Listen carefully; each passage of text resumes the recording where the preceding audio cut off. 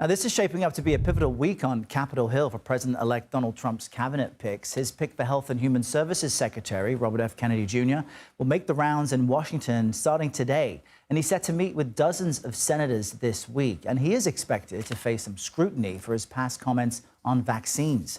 For more on this, let's bring in CBS News political reporter Nidia Cavazos in our D.C. bureau this morning. Nidia, Trump said he plans to speak with RFK Jr. about plans to eliminate some vaccines. What's new on that front? Good morning, Errol. Trump has said that he will be speaking with RFK Jr. about potentially ending childhood vaccination programs and even being okay with RFK ending some of these vaccines. Of course, if RFK were to deem them to be dangerous and unsafe. All of this was said during a recent Time interview when Trump was named Person of the Year for Time magazine. And now, during that same interview, Trump also cited the high rates of autism across the country and said that, in fact, there is something that has been causing these rates of autism to explode across the country. And while there necessarily hasn't been any scientific evidence that has, in fact, linked both autism and vaccines, both Trump and his advisors have repeatedly voiced their support for RFK Jr. And RFK, of course, has made mention that he believes that certain vaccines have to go. Also attended the Army-Navy football game in Washington over the weekend, and he had some of his cabinet picks with him. Tell us about the message that's sending. The message that Trump is sending here, it's loud and clear, and it is that he is fully supporting and standing behind his nominees, including Pete Hegseth for Defense Secretary and even Tulsi Gabbard, who was present at the Saturday game between the Army and the Navy.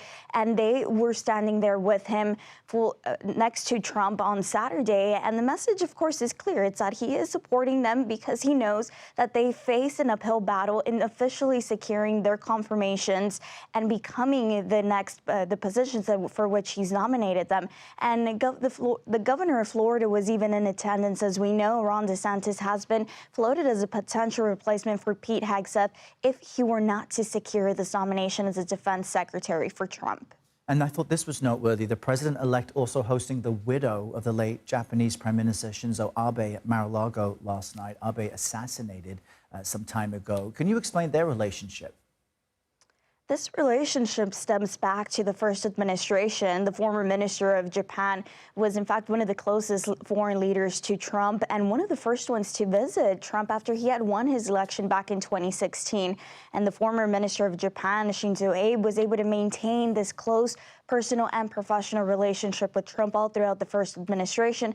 Of course, up until when he was assassinated back in 2022. And so the meeting with the former First Lady of Japan, it's supposed to symbolize more of a personal meeting. And of course, we saw Melania Trump also tweeting a photograph of this personal meeting last night at Mar-a-Lago. All right, Nidia Cavazos, thanks for that update. We appreciate it.